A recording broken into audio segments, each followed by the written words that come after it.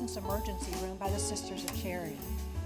Throughout the years, supportive and dedicated volunteers and staff have ensured that EPS is meeting the community needs of women in crisis, especially when they have an unplanned pregnancy. Although an exact number is not known just because of years of database changes, it's estimated that EPS has served over 130,000 women in the community in the last 45 years. Every visit and every client to EPS has its own or her unique story. Each pregnancy and each circumstance are unique, and the dedicated EPS staff members celebrates and honors each woman who comes through our doors. In July, I had the opportunity to serve as the receptionist in the Riverside office, which meant I was there all day and couldn't leave. And naturally, I didn't take my lunch, so I ordered for a sandwich delivery. And when it arrived, the delivery woman stopped cold in the foyer of the Riverside office and looked around and said, "I think I've been here before. Is the waiting room over there?" And I pointed her to the direction, and she went in with my sandwich in her hand and finally came back out and said, "I have been here before, and it was the worst day of my life." So I said, "Why was it the worst day of your life?" And she said, "I was 16. I was pregnant, and my parents were so angry with me. They'd not only been yelling at me at home, but even in the waiting room they were yelling at me, and they wanted me to terminate the pregnancy. I had no idea what to do." Well, fortunately, she met with the counselor one-on-one, and it was the first time that she could actually freely cry and open up the emotions that she was experiencing. And she told me that the counselor helped her to refocus her perspective and to understand that true empowerment does not come from terminating a pregnancy, but comes from parenting a child. So after that, I paused a minute and I said, "So does that mean you have a 9-year-old blessing at home?" And she said, "Oh my gosh, do we ever?" And no one understands what a greater blessing he is than my parents. I recently set up a meeting on the phone with a longtime EPS donor. And at the end of our conversation, she asked me, "When is this ever going to end?" Well, okay. I said, "Well, we'll talk at lunch." And I pondered the question, really fearful that she was referring to ending her financial support to EPS. Later, over our lunch meeting, I asked her what she meant by the question. And to my relief, it wasn't about ending her funding and her support. Her question was, how much longer will abortions remain legal in our country? She's been supporting EPS for 45 years. So here's what I explained to her. Today, there are over 2,700 pregnancy centers around the country.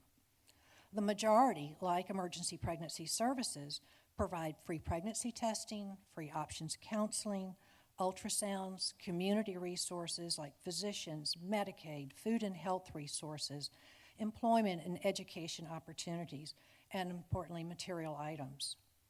Each year, nearly 2 million women receive these free services in our country, with an estimated community savings of $161 million.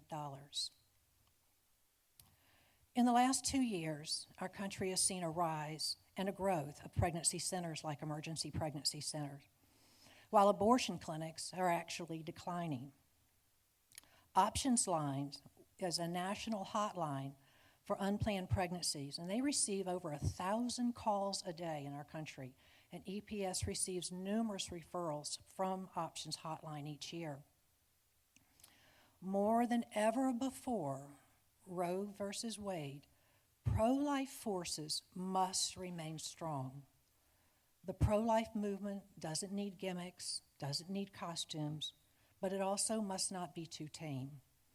It needs to continue to unite the claim that abortion at any stage of pregnancy is the taking of a human life and must be treated as such, and that innocent lives of our most vulnerable need to be protected.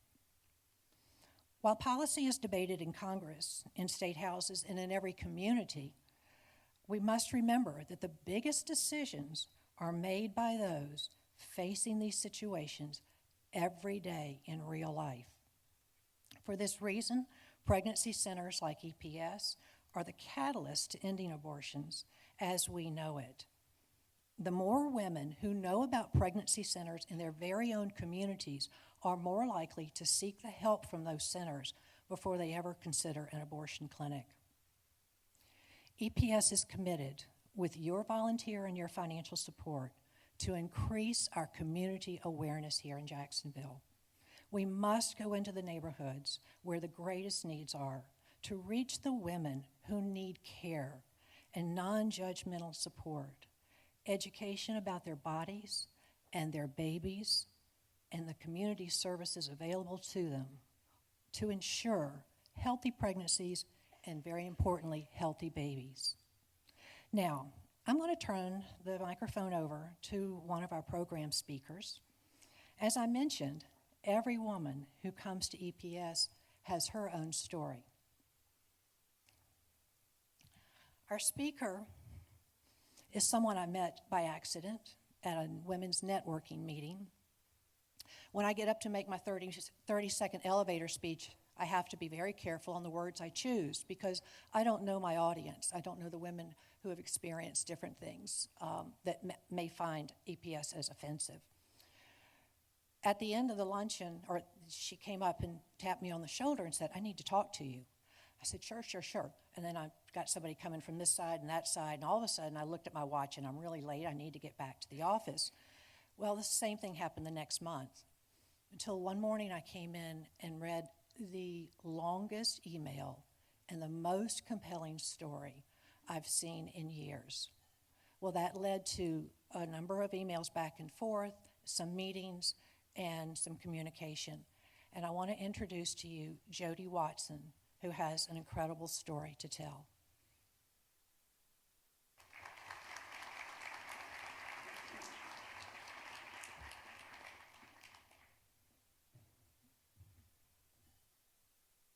Good morning.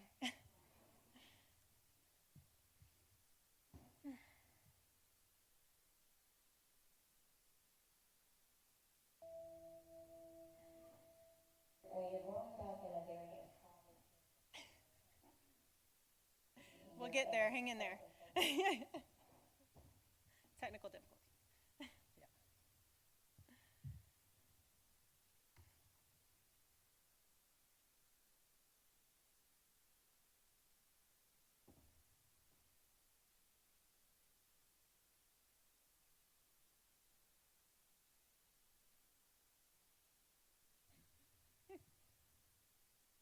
The other one.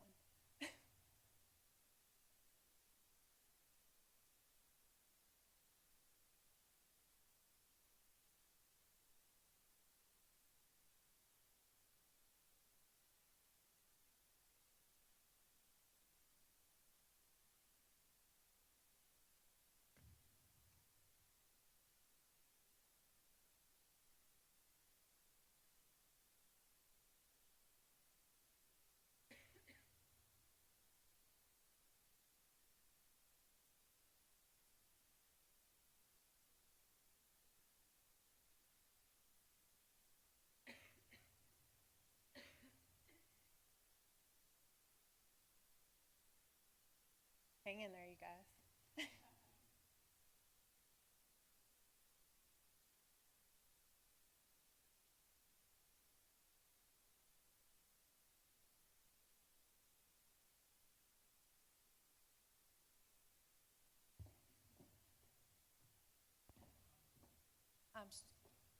I apologize. Jody has a wonderful presentation, a slideshow that she worked on to share with you as she talks about her story. We won't wait for the slideshow to come back up. I'm going to let Jody just go ahead and read her story. I'll allow you guys to visualize it as I'm talking. All right. Well, that kind of, all right. That's all right. We will make this work. All right. So Who am I? Well, I'm a woman. Oh, there we go. Yay! Okay. Jody Watkins, that's who I am. All right, so growing up, I was surrounded by daily violence, cheating, alcohol, and drugs. That was my childhood, and that's what I knew. As an adult, I struggled. In 1999, my boyfriend discovered I had had a brief affair. After that, my car broke down, I lost my job, and I had to live with my mom. My college debts were so high I could not continue my education. I met with a recruiter to join the Air Force. That was my way out. Shortly, I discovered I was pregnant. I was 21. I thought abortion would be a quick solution and then I could get on with my life, but in reality, it ended up haunting me every single day. I just wanted to disappear, go away, vanish. Everything in my life was changing, and now, after the abortion, I was having complications.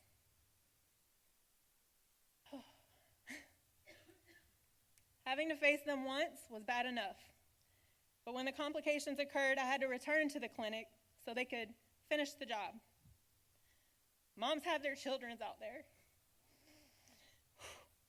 I felt so alone, so isolated, like the worst person on earth. Year after year, I felt imprisoned by the feelings of shame, guilt, suppression, and self-sabotage. What did I do? Why did I do it? Let me hide it so no one will know. The abortion clinic was an experience I will never forget. I attended a support group to help me believe I had made the right choice. In hindsight, it was a choice off of flawed feedback from those who loved me. I didn't leave the house for a few days, and then there were complications. I knew it was God's way of punishing me for what I had done. When it was time to go to boot camp, I acted as if nothing had happened. Only a few people knew I had the abortion, but I never disclosed it to the recruiter. When the military paperwork asked if I'd ever been pregnant, I always checked no.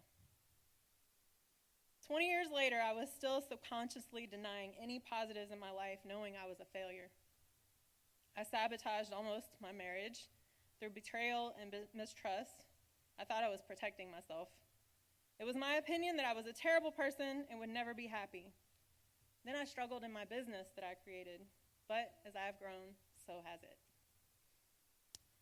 Had I known of a pregnancy center like EPS 20 years ago, my story today would be much different. However, God will bring you the people in your life who will help you get through the hard times. Only through God and your trust in Him can you gain forgiveness in order to truly heal. I know that I'm not a terrible person. I know that I am worthy of being loved. I know that I can forgive myself. Now I want to do everything in my power to help others not make the same mistakes I have made. One way is to promote and support EPS, which truly empowers women to make fact-based decisions about their pregnancies. They do it with compassion and kindness so that women like me don't have to live for 20 years feeling like a failure with all these regrets.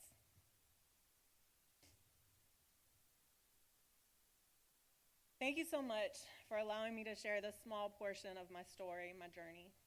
I really appreciate Emergency Pregnancy Services for allowing me to get up here and disclose this for the first time in my life.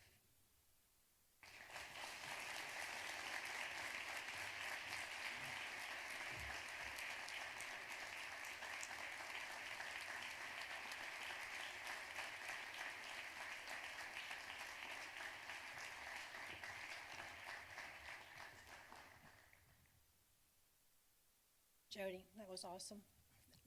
Thank you so very much. Our next client came to EPS in a most unexpected and surprising way. You will find out what I mean as you watch the video.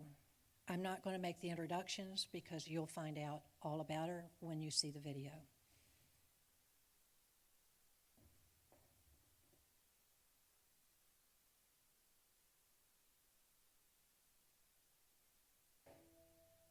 When you're growing up in a very impoverished neighborhood, you're at a certain social economic class and status. The cars are already set up against you. So I have my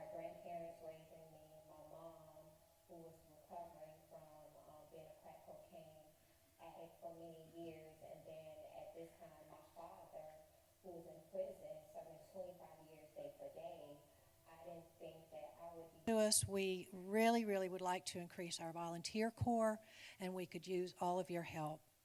Have a blessed day, a wonderful week, and again, thank you.